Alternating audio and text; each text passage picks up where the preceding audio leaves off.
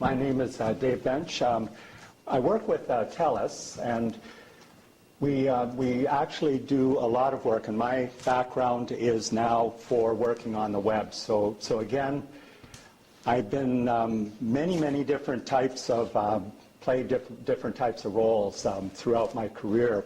Everything from being a civil engineer working on the Alaska Highway all the way through to working in a telecommunication company called ClearNet, and most recently TELUS. So I'll just jump right into it. My presentation is going to be a bit of a ramble about how I became involved with requirements management throughout my career. So it's a little bit less about TELUS and a little bit more about requirements management here. So we'll continue on. Where's the page down? I guess that would be it. Okay, the other thing is I had the brand police come after me when I was putting the presentation together, so they wanted me to put up our new logo there. So we have the Happy Hippo going forward. So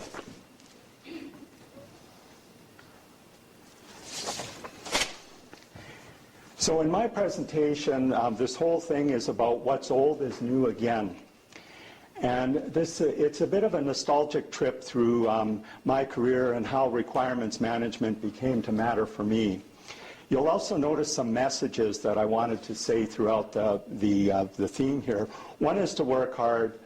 One is to listen to the customer, gather requirements, system development methodology, our business systems analysts, customer-centric driven, and requirements development. So we'll follow through all of those. So I'm going to go back, way back to, I'll call it the beginning of my career. Actually, this is in university days.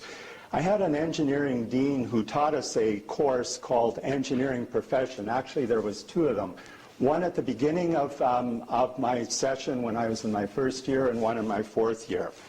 So in the first session, and again, I pulled up this audience that we have here, and it was actually that big, you know, all the engineers gathered together in their first class. And the dean said to us, look at the person on your right and look at the person on your left, because next year they're not going to be there. So the message was simple and sweet for us, and it was, be prepared to work hard. You know, so work hard in engineering. So in my second course called Engineering Profession, this was in our fourth year, the dean put up this lovely little slide. And in those days, the slides were not nice ones like this. It was an overhead with actually a sketched out slide. And this was the one. It was a strange cartoon. We're in fourth year university, and it's, you know, what does this really mean to us? You know, it's what does the customer really want? Most of the students didn't really get the significance of this cartoon. It goes through, you know, what was described all the way through to what the customer actually wanted. So again, I've been working for quite a number of years in both the IT and engineering environments, and still find this little cartoon quite relevant today, because again, it's all about, in my mind, gathering the proper requirements there.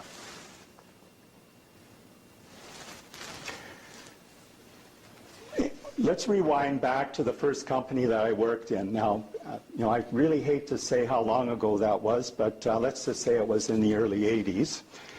And my first actually big project that was assigned to me was go and build a computer room and install a mini computer. And I'm a civil engineer, don't know anything about, I know structural engineering, but really didn't know anything about computers at the time or what the requirements were.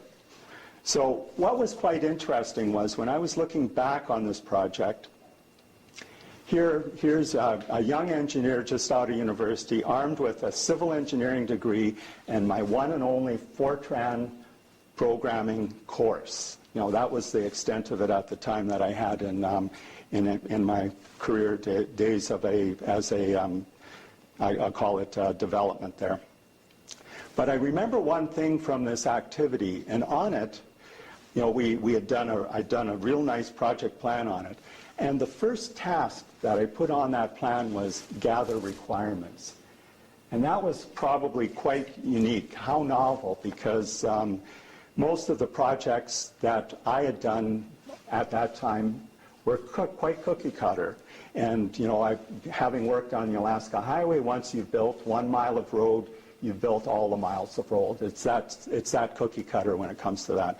But because we were brand new at this, and again, in those days, there weren't many people that had actually constructed computer rooms, it was about gathering the requirements first.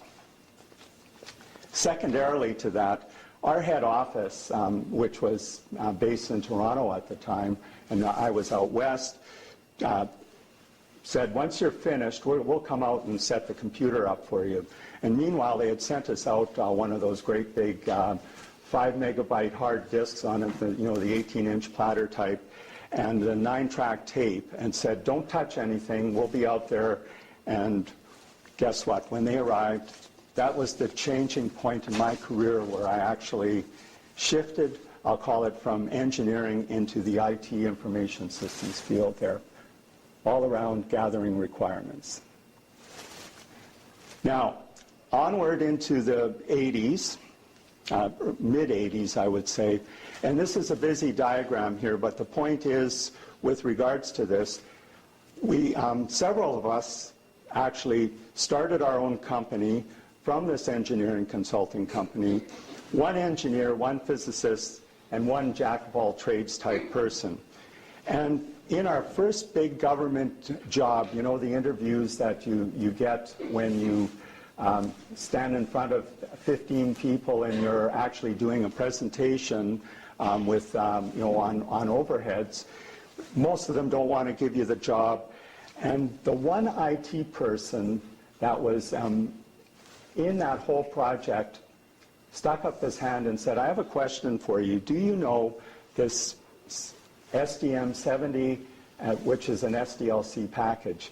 And my partner and I looked at each other, again, mid-80s, not having done any real system development yet at that time. What's SDM70 and what's an SDLC? Meanwhile, they still thought we were good enough to give us the job, but that was when we really learned a lot about system development life cycle.